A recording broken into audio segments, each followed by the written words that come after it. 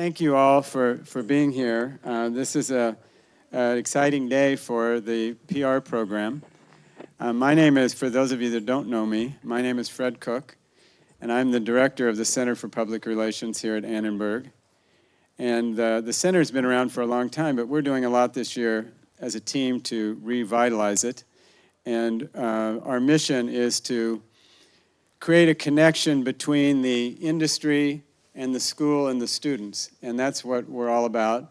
And we're doing that with a focus on the future of public relations and trying to determine through research, like the study that we've just done, and which will be released today, through research, special events like the Kenneth Symposium tonight, to shape the future of public relations, and also to help shape the role of the people that are entering the field. I think that's a really important part of what the center's doing. And we're looking to have a lot of students involved in the future of all of our activities. And one of the main things I think is important for the center is to engage the professional community with the student body.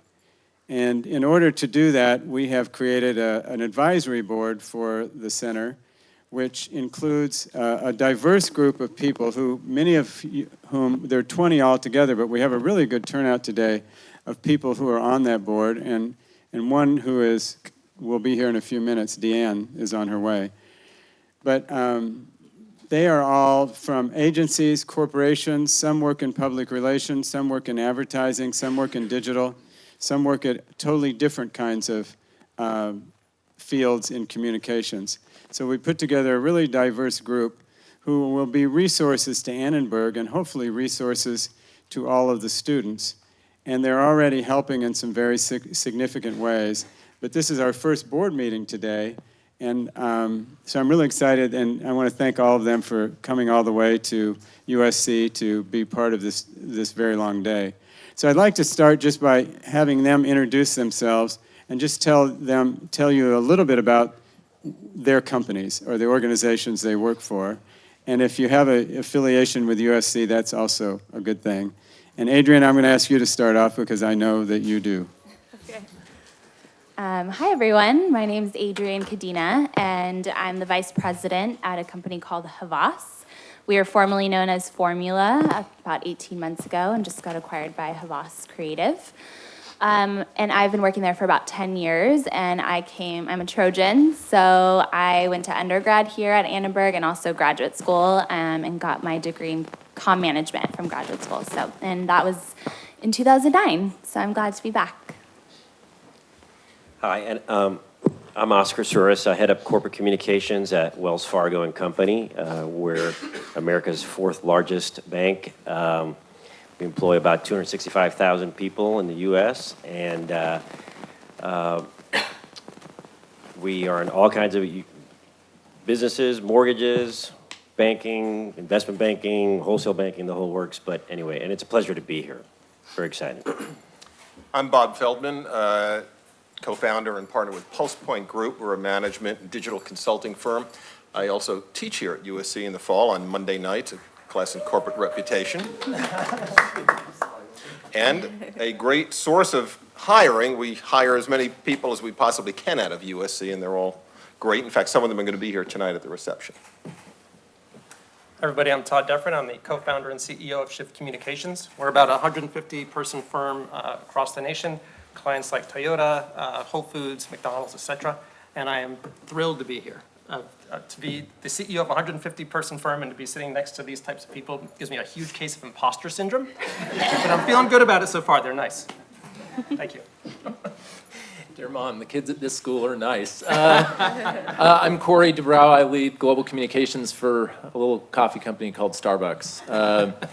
Maybe you've heard of us. I've been at the company for 7 years, and my connection to SC is having worked for fine alums like Kirk Stewart, who you'll meet in just a moment, and having hired many Trojans along the way. And I'm delighted to be here. Fred, thank you for asking us. Hi, I'm Cathy Calhoun. I work for a company called Shandwick. We're one of the largest public relations consultancies in the world. Our clients are companies like Unilever, Verizon, Roche, GM, Chobani, Panera, most of sort of household brands that you would know. My job is our chief client officer, so I oversee our 49 largest global relationships around the world. I've been there for 24 years. I know, I was a child when I started, but had 7 different jobs, and super excited to be here. My connection is that I have a daughter who's a freshman at Annenberg, who just dropped me off and said to me, "It's like I'm sending you off on your first day of school." Hello, my name is Bill Imada. I help companies and individuals, governmental agencies, nonprofit groups find the connections in life. And if we can't find those connections, I help create those dots. And so now I'm the Chief Connectivity Officer for IW Group. We focus on multicultural and international markets and also doing a lot of work in the millennial space. We're part of both Interpublic and WorldCom PR Group. And my connection to USC is my uncle used to be professor emeritus, or professor, he's now professor emeritus from the medical school. 2 of my brothers graduated from here, but I didn't, but I was an adjunct professor for the graduate school a couple of years ago, and I hope to come back. And looking forward to having a conversation with all of you. Hi there, I'm Torod, Neptune. I'm a corporate vice president of corporate communications at Verizon, and so we are one of the largest mobile companies in the world, about 80,000 employees. A communications team that's a little under 150 across the globe, and I'd say one of the interesting connections for me is I actually graduated from the other USC. We call it sometimes the real USC, but I didn't want to bring that up perhaps. So, Wrong crowd. but I'm very happy to be here nonetheless. There is no other USC. Except I lived in the East Coast for 20 years, and you mentioned USC on the East Coast, and everybody thinks it's the University of South Carolina. But so my USC connection is I graduated undergrad in political science from here, and my graduate degree from Annenberg. I come from a long line of Trojans, and I won't bore you with the lineage, but it's rather extensive. Right now, I run my own firm specializing in corporate communications. Before that, I spent 8 years at a firm called APCO Worldwide in New York. Before that was the chief communications officer at Nike. And then before that, spent 16 years at Manning, Selvage & Lee, the last 4.5 years as the CEO. And it's great to be home. I'll second that. Tyler Stevens, I was a graduate here, played volleyball here, so love the Trojan family. Went to Annenberg. This building wasn't here. I wish it was. And now I'm at Maker Studios. We're a division of the Walt Disney Company, recently acquired. We're the global leader in short-form video. We do about 11 billion views a month on platforms like YouTube, Facebook, Instagram, etc. And just really happy to be here and honored that I was asked to show up. Hi, I'm Dan Tarman. I'm the Chief Communications Officer at eBay. We're the number 32 brand in the world and one of the leading e-commerce companies in the world. Recently actually had the privilege of hosting Ernie and Gary Wexler up at eBay for a meeting with my team talking about third space. It was great to have them there. And I have known Fred now for about 15 years. When I was at Visa as the head of issues management, and Golan Harris was our agency of record. So really pleased and honored to be part of this. Thanks. My name is Gail Becker, and I'm the head of Global Strategic Partnerships at Edelman. We're the largest PR firm in the world. We have nearly 7,000 employees, about 67 offices. It's kind of a mouthful. I've been there 16 years, if you got that reaction from the other SC, I'm afraid to say that I went to that other school across town.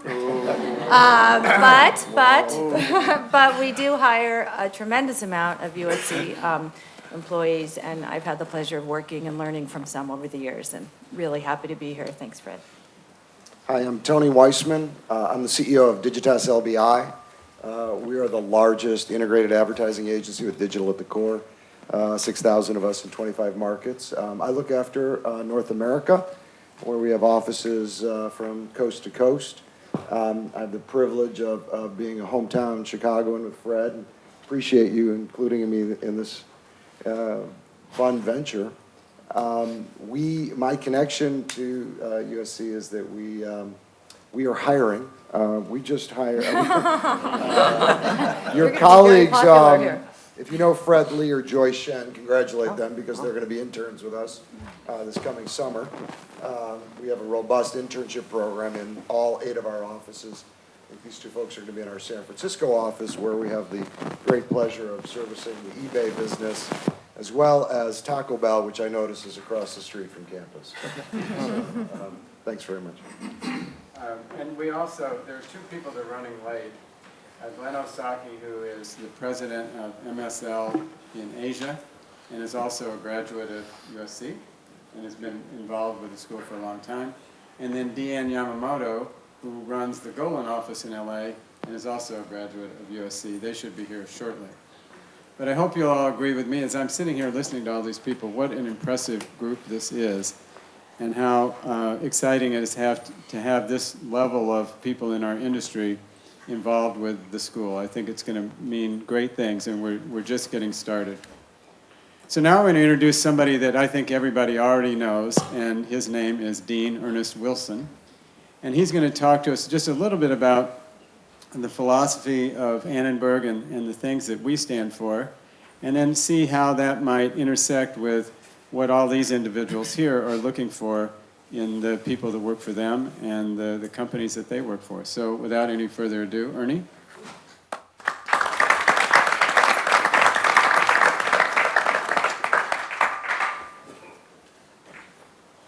Yes, sir.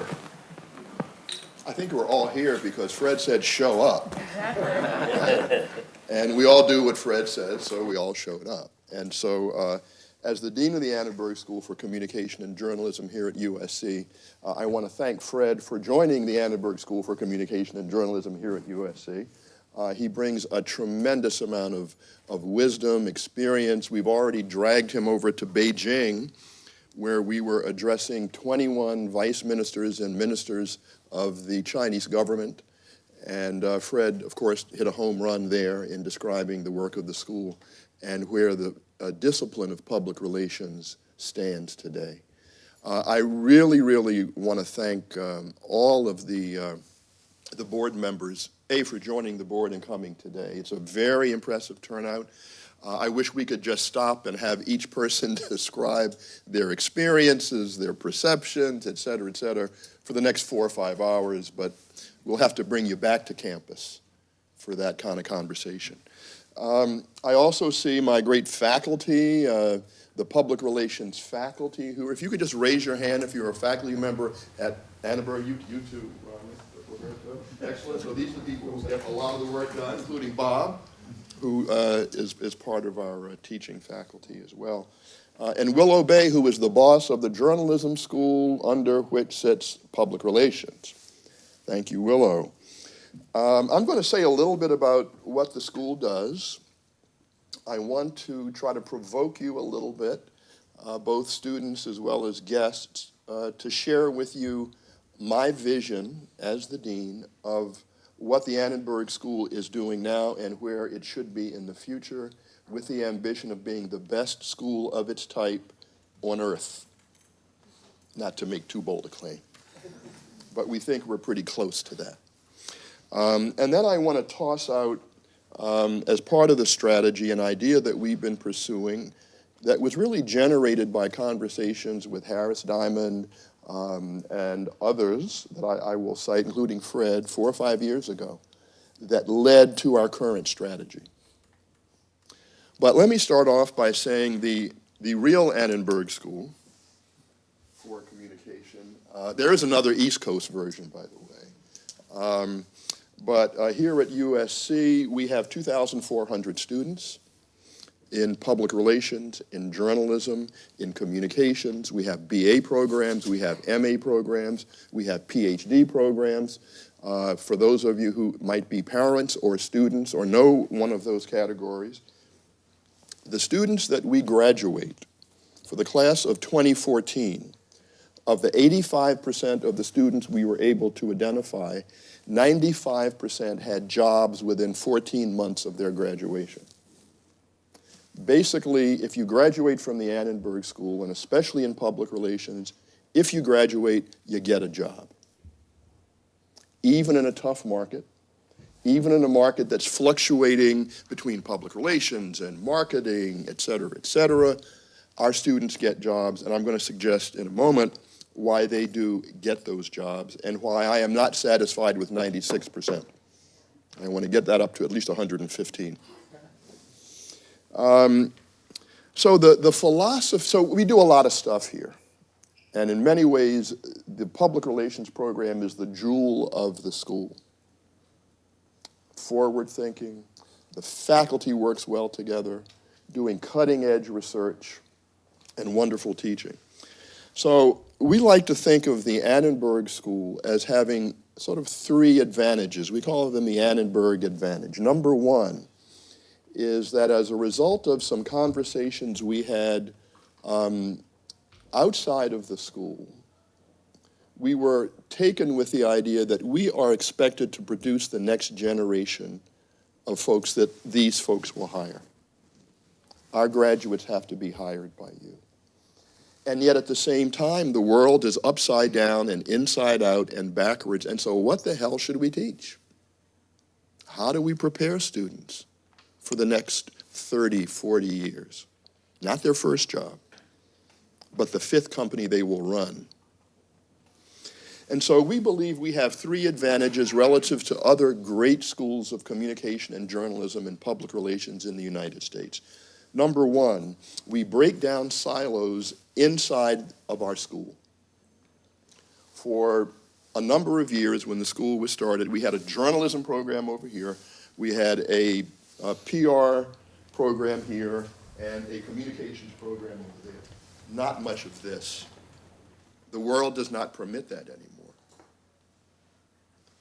And so we began a program of developing common experiences, of teaching classes, of having programs like this, special events that break down the silos across these three disciplines. And we think it's been pretty successful. In fact, I'm teaching a course with the former dean, Jeff Cowan. Some of you know Jeff. And we have, it's wonderful, 110 freshmen and sophomores. And they're coming in, and should I be a journalism student? Should I be a PR? Or what do these things mean? And we say, yes, there's a core to each of those that's really, really important, but you have to learn all three. And the results have been really fascinating. The Annenberg advantage also extends to our relationship across campus. So not only do our employers, like, Glenn Osaki, for example. Hi, Glenn. Hello. Welcome back home. Thank you. Great to be back. Glenn is a great alum to have because every time I go to Shanghai or Beijing, he introduces me to absolutely everybody and takes me out to a nice meal. So not only do we break down the silos inside of the Annenberg School, but we create networks between our school and other schools. So we have a joint master's program with the engineering school on informatics. We have a joint program with the college in public diplomacy, one of the best programs in the world. We're negotiating relationships with other schools as well. We have a program with the business school. And we do this because communication skills by themselves are no longer sufficient. Studies we have done of our own alums and others in the field demonstrate that the career path of a communication/PR expert sort of goes, they come into the firm, people aren't quite sure what communication or journalism or PR is, sort of flat, then they go like this because they recognize the contribution that all of us make to the successful performance of the company, and then it flattens out a little bit at the top. And we asked them, why does it flatten out at the top? And they said, we wish we had had more economic and business skills. So we came back to the school, and PR led the way in creating a requirement in economics. We created a whole new program called Media Economics and Entrepreneurship. So when our students graduate, they will know more business skills and more economic logic.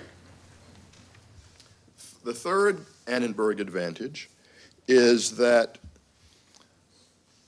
we have got to create more networks between the universities of the United States of America that teach public relations and journalism and communications and our communities of practice.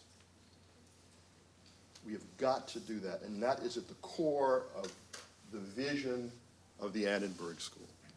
Whether it's community organizations here in South Central, whether it's a program we have with the World Bank, where for the past 5 years, we have invited 35 people from across the world to come in and do executive education with us. We have relationships in 4 or 5 cities in China.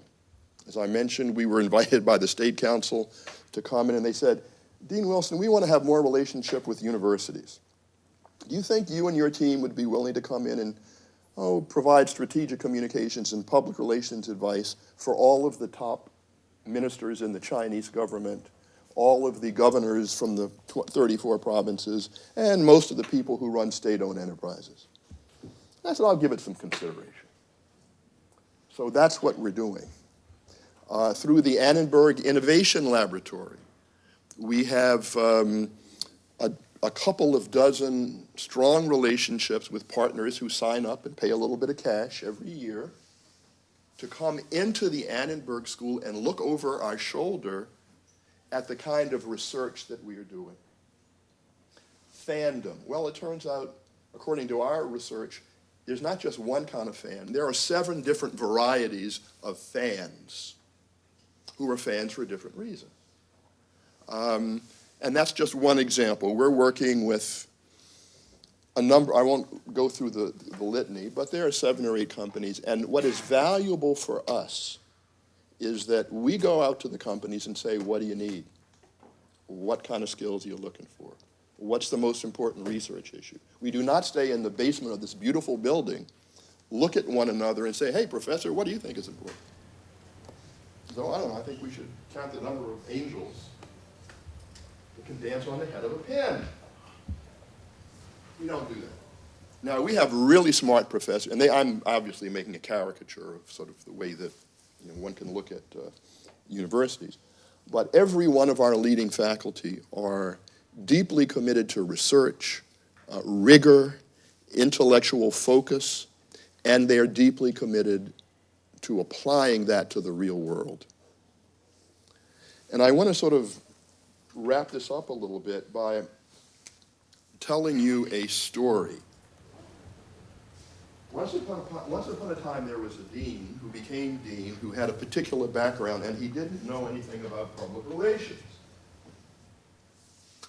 And so the dean said, I'm the dean of a school that's like teaching public relations. It's one of the best public relations in the program. I should probably learn something about that. So I called up this guy named Harris Diamond. And I said, Harris, you got to help me out. I don't know anything about public relations. You got to school me. He said, okay, come to New York and we'll fix it.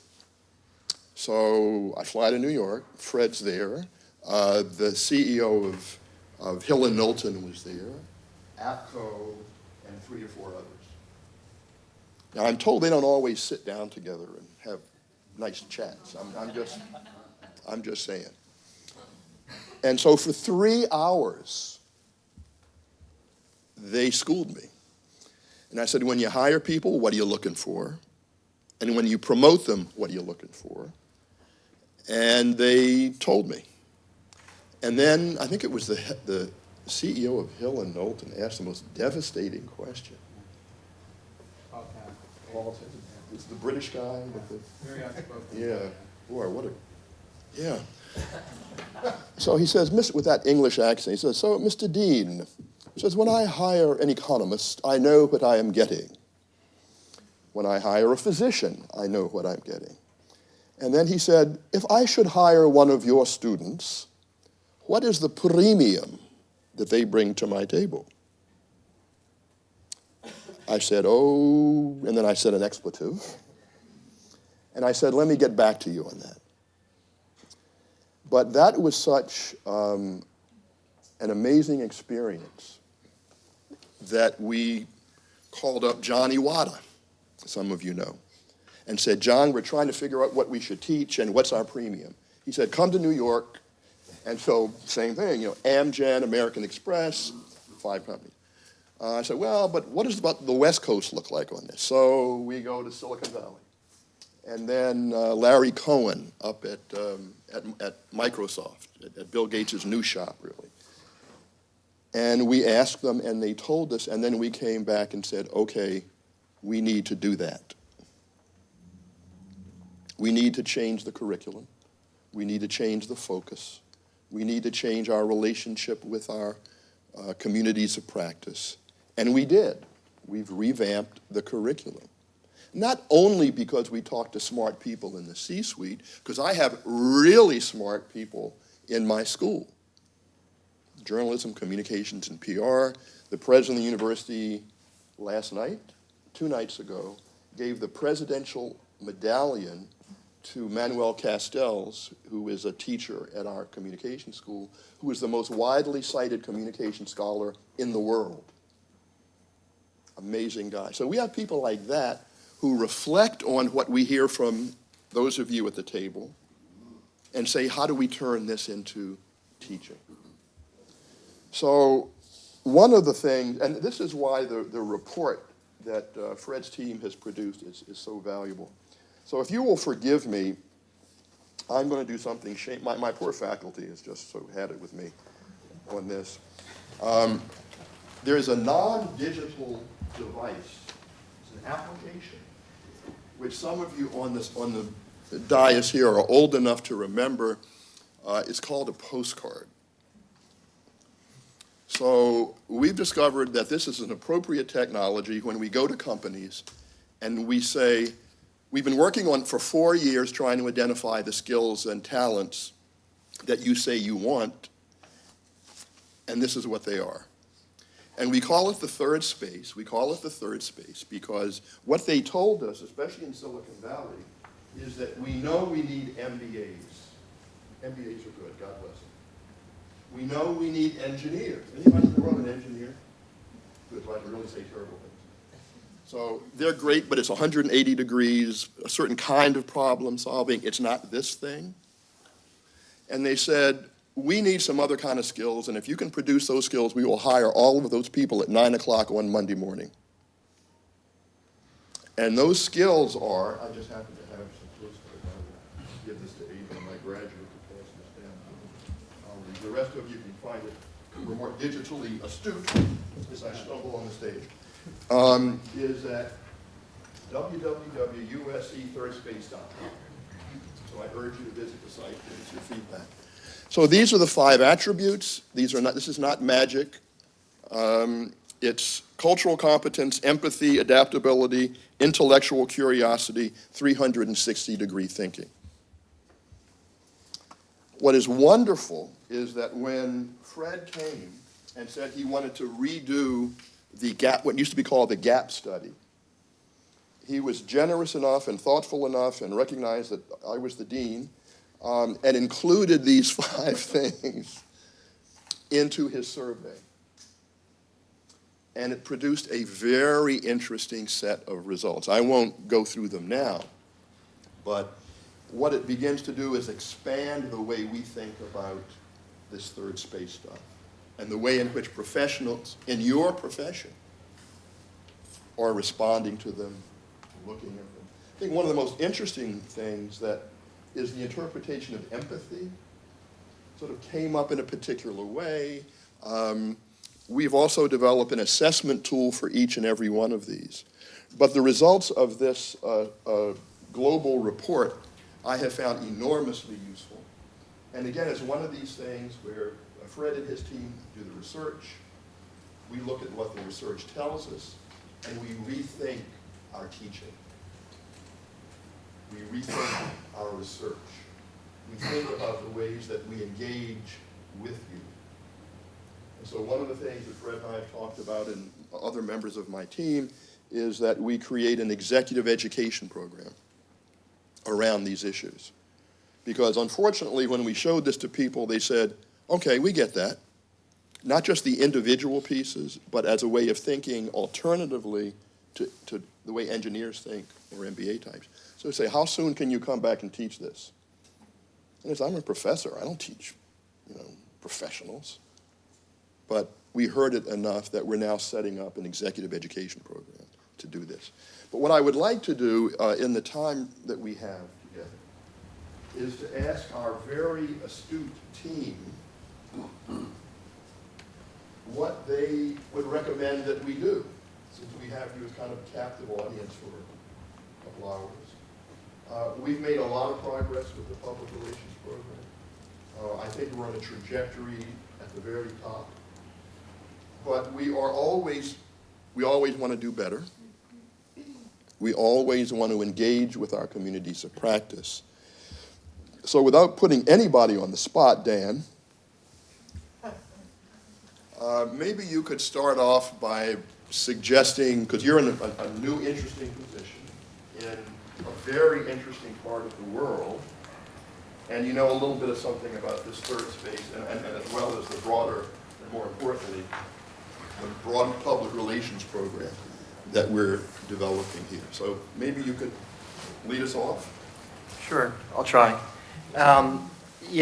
We had, as I mentioned earlier, we had Fred and Gary and Bill up at our campus a few weeks ago, meeting with my team and talking about the kind of skills that are necessary in a communications function these days in order to be successful.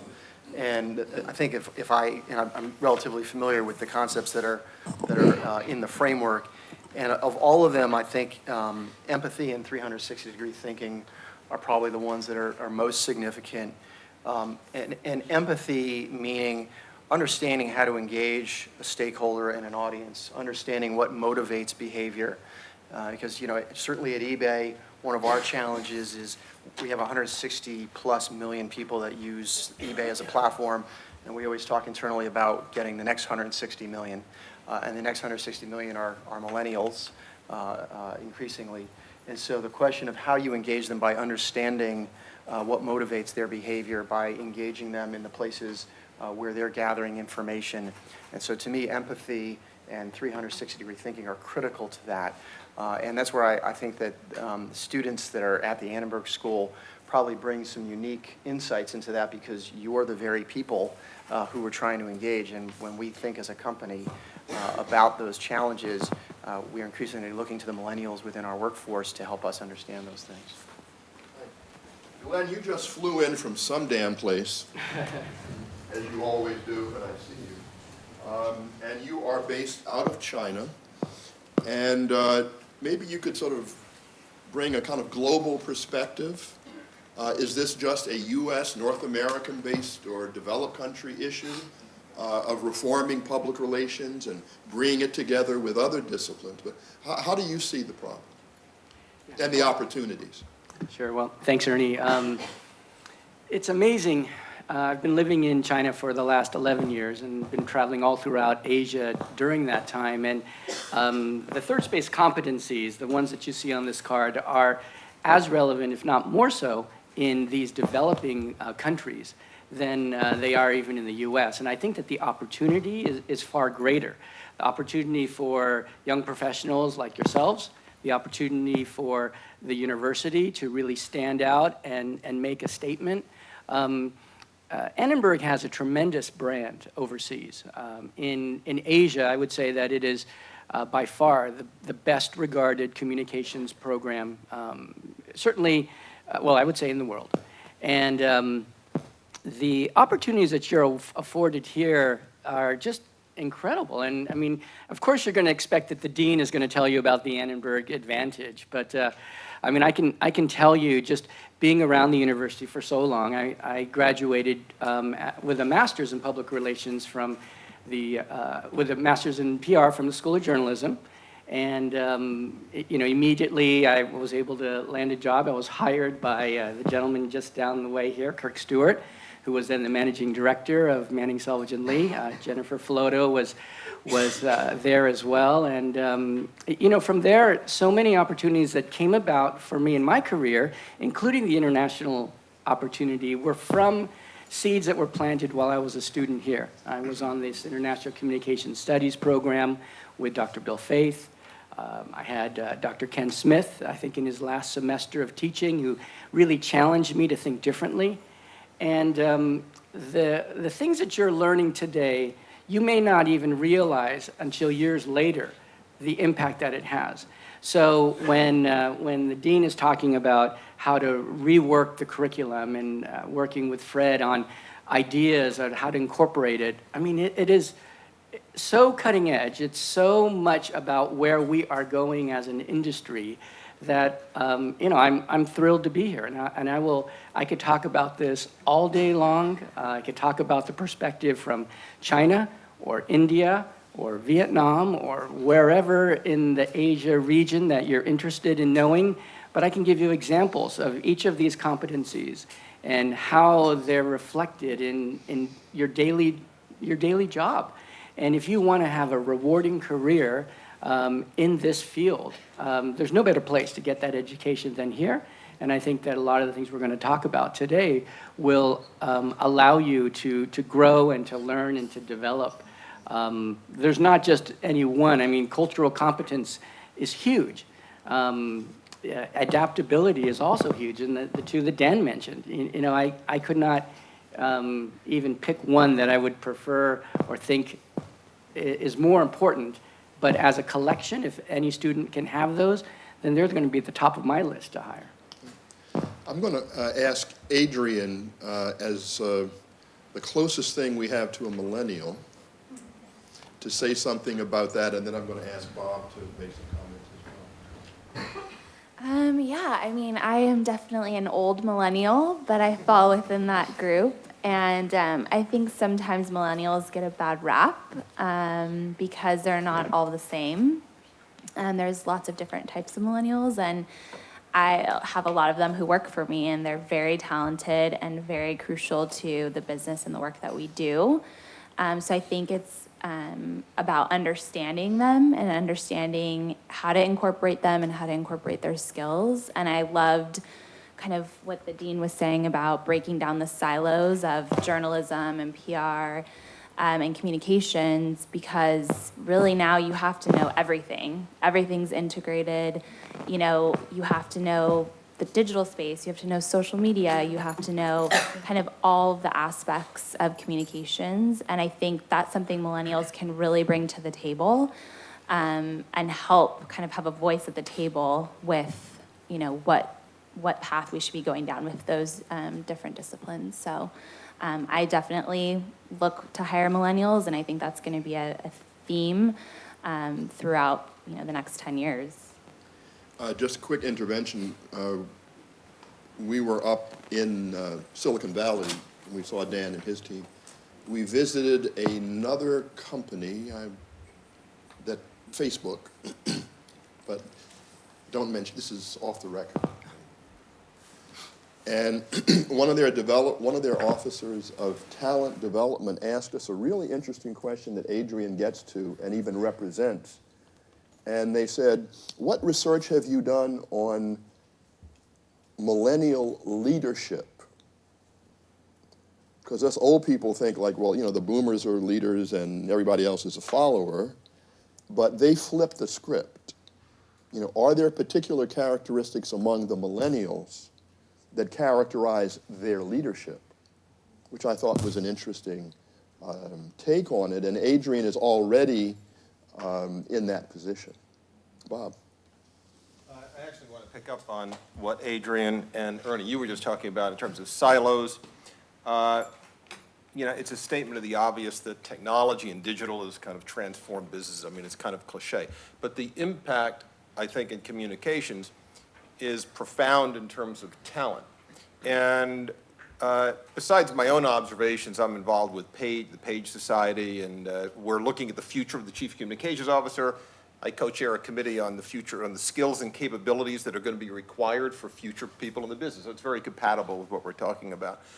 And while I applaud the breaking down of the silos within the school, one of the things that I think will continue to be a competitive advantage is breaking down the silos within the university, because the biggest demand that we hear all the time is, and I think there's a huge opportunity, by the way, for young talent. This is probably the first time, maybe ever, where, people who are young coming into the workforce have a major advantage of having the communication that's required as a first language.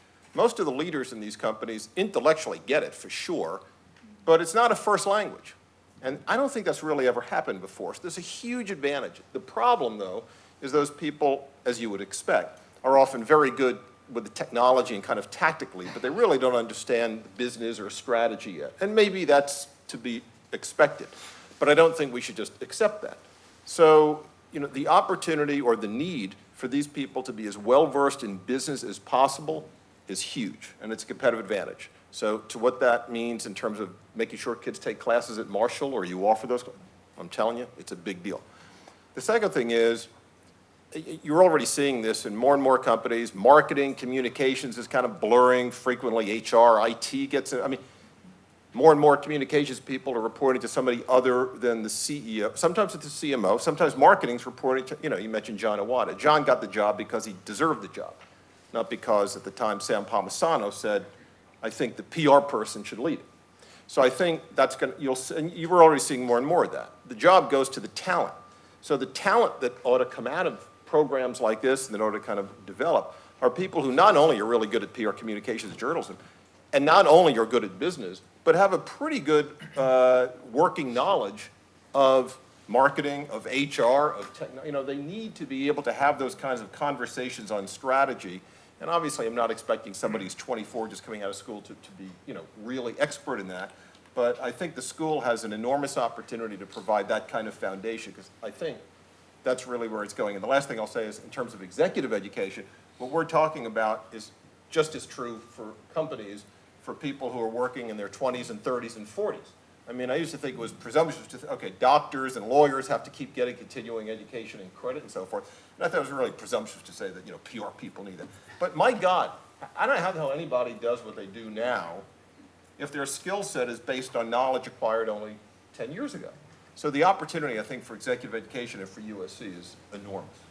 Let me open it up to any questions, issues, Cathy, Curtin, whoever, I mean, if anybody has a comment they'd like to make. Yeah. I'd like to pick up on something that Bob said, because I couldn't agree more in terms of the interdisciplinary approach. But I actually think it works both ways. I think the Annenberg School has an interesting opportunity to educate the future business leaders and to work closely with business, because I can tell you, when you get out into the real corporate world, oftentimes there are people who go to business school who have no idea the role that communications can play in the success of a company. They think they know, but oftentimes when the strategic decisions are made, the communications person isn't at the table. Now, I think that's changing, and I think it's evolved a great deal, but we're still not there yet. And so when you talk about a 360-degree approach, I think what an intriguing thought to really make that 360 degrees. So, you know, have the interdisciplinary approach for the people here, but also share that with the other schools and business and future business leaders. Let me give you a homework assignment. Can I give you Well, Fred's given me permission to give you a homework assignment. The homework assignment is the following. Bloomberg Business Week last year interviewed 1,300 corporate recruiters across the U.S. economy. IT, retail banking, construction, the whole schmear. And they said, what are the most valuable skills that you look for when you are recruiting people to go into your company? You know, was it how to do a spreadsheet? Was it make an app? And here are the findings. Of the 11 sectors of the U.S. economy they identified, 6 of them said the number one skill they hire on is communication. 2 of them said the second most important skill that they look for when they hire people is communication. So your assignment, ladies and gentlemen, is what should the Annenberg School do with that finding? I mean, in some ways, like, we ought to take out full-page ads in Business Week that say, if you really want the skill that people say you need, come to Annenberg School. But that sounds too abrupt, and I'm not a PR expert. But you all are PR experts, so your assignment, and can we follow up with like a email? Do they get credit? You've been at the university too long already. Can I turn in my work? Can I turn in my work right now? My first recommendation, yes, my first recommendation is do not take on an added business. No, Don't say that to a bunch of PR people. I think you got some storytellers in the room here that might be able to help you. I'm done. Fred, I'm done. Yeah, well, sometimes, communication schools and journalism schools often have the image of being perceived as that's the place where people who are comfortable with English and words and art and maybe not math and data and science go. But, as I was sitting here thinking about these competencies, yes, it's about communications and the words and the images and stuff, but I think once you get into this field, you'll be surprised how much it really is about people and human behavior and problem solving, and especially with empathy. And so, increasingly cultural competency. I mean, I think there was a day, maybe this day never existed, but it certainly seems like there isn't a week that goes by where the culture of our society intervenes with the business of what we do. And very often we're people who are called upon to help business leaders come to terms with that. What do we do? It could be any host, a number of issues, but in those moments, they're not asking you for the press release. They're asking you, what do you think? And so I would say a wonderful response to that is, teach us how to think really well. Because the press release and the video and the key messages are the table stakes. But sitting there with men and women and helping them figure out how to lead and bring value to this world is what you're going to be called upon to do. And the more you can think about how you can see yourself in that equation, the more amazing a PR professional you're going to be. And I have to make a comment on this as well. So I have to say that you can't do any of what you have here without intellectual curiosity. And I have to tell you, I've spoken at 20 different universities in the U.S., and what disappointed me the most is the lack of knowledge and curiosity that exists around the world. I mean, I asked, what do you know about Africa? And people couldn't tell me a thing about Africa. I said, how many people live in Canada?